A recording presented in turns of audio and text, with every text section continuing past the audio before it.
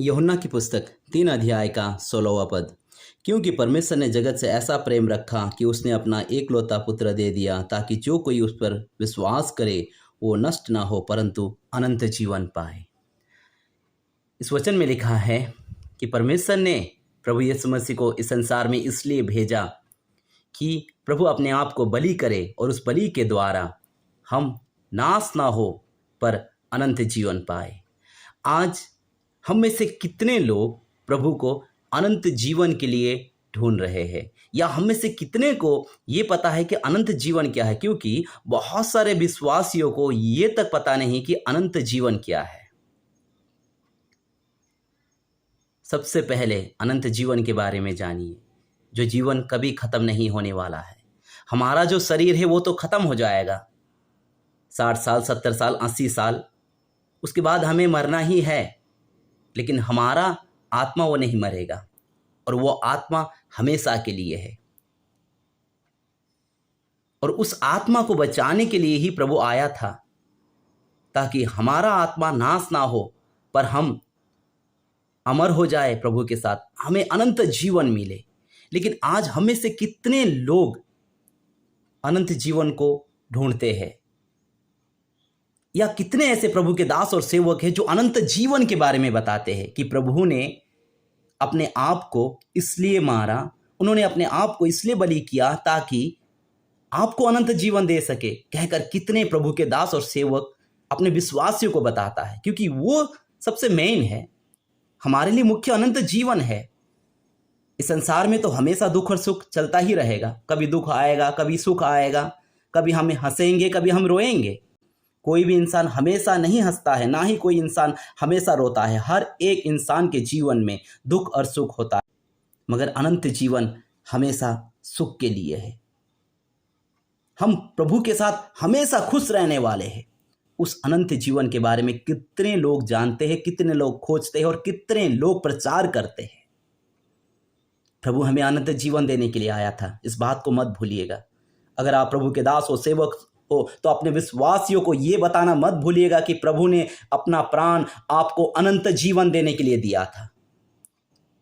ज्यादातर विश्वासी बस सांसारिक सुख विलास के लिए ही प्रभु को खोजते हैं, अपनी बीमारी को ठीक करने के लिए, अपने दुख और तकलीफ को दूर करने के लिए, अपनी परेशानी को दूर करने के लिए। मैं इसे गलत नहीं कहता, हाँ, हमारी बीमारी ठीक होनी चाहिए, हमें एक सुखी जीवन चाहिए, लेकिन उसके साथ हमें अनंत जीवन भी तो चाहिए ना।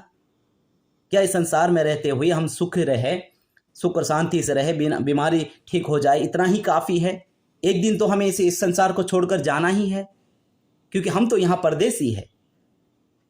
जो कल हमारे साथ थे आज नहीं है, जो आज है वो कल नहीं होंगे। शायद मैं कल मैं भी ना रहूं, कल मुझे भी इस संसार को छोड़कर जाना पड़ेगा। उसके बाद हमारा क्या होगा ये हमें सोचना है, क्योंकि प्रभु हमें अनंत जीवन देने के लिए आया था। प्रभु हमें पाप से छुड़ाकर, साप से छुड़ाकर हमें अनंत जीवन देने के लिए आया था। और वो प्रभु दोबारा आने वाला है, बहुत जल्द आने वाला है, बहुत जल्द। लेकिन उससे पहले एक अंधेरा आने वाला है, कलेश के दिन आने वाला है, जिसके बारे में बहुत सारे लोग नहीं जानते। बहुत सारे प्रभु के दास और सेवक भी इससे अनजाने, इसके लिए आज वो उसके बारे में चिंता नहीं कर रहे हैं। अगर आप जानते, अगर आपको ये पता होता कि आने वाले दिन कैसा है, तो आप शायद आज प्रभु को पूरे मन से ढूंढते, आज आप पूरे मन से प्रभु को खोजते, आप उस अनंत जीवन को खोजते, स्वर्ग के राज्य को खोजते। लेकिन आप अनजान हो।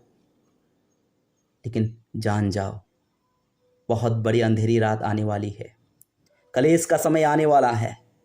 इस संसार में सब कुछ आज का जैसा नहीं होने वाला है। आने वाला कल किसी के लिए भी सही नहीं है। सारे संसार को दुख और तकलीफ से जाना पड़ेगा। कलेश के समय दुख और तकलीफ से हमें गुजरना पड़ेगा।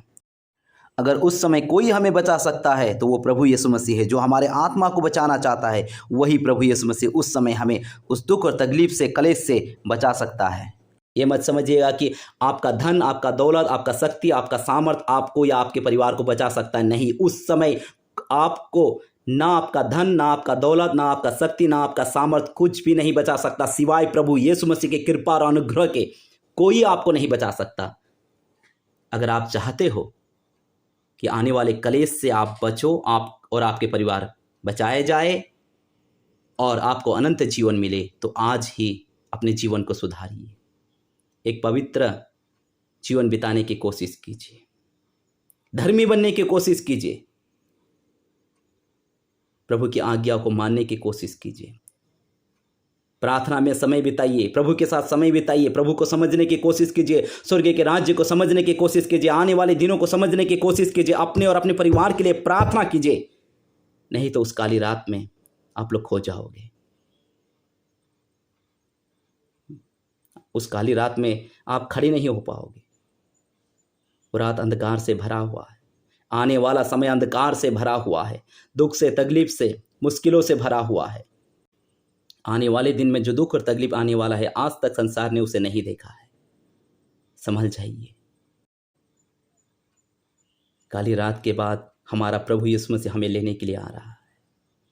अगर उस काली रात को हम खड़े रहे, उस अंधकार को हम पार कर सके, उस दुख को, उस तकलीफ को, उस मुश्किल के घड़ी को हम पार कर सके, तभी प्रभु आकर हमें लेकर जाएगा।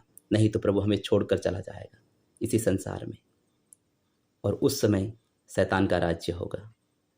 अब आप खुद ही चुनिए, आप इस संसार के होकर रहना चाहते हो या स्वर्ग राज्य में जाना चाहते हो। क्या आपको अनंत जीवन चाहिए? आने वाले अंधकार से, आने वाले दुख से, तकलीफ से आप बचना चाहते हो, तो आज ही बदलिए, प्रभु को खोजिए। जय मसीह।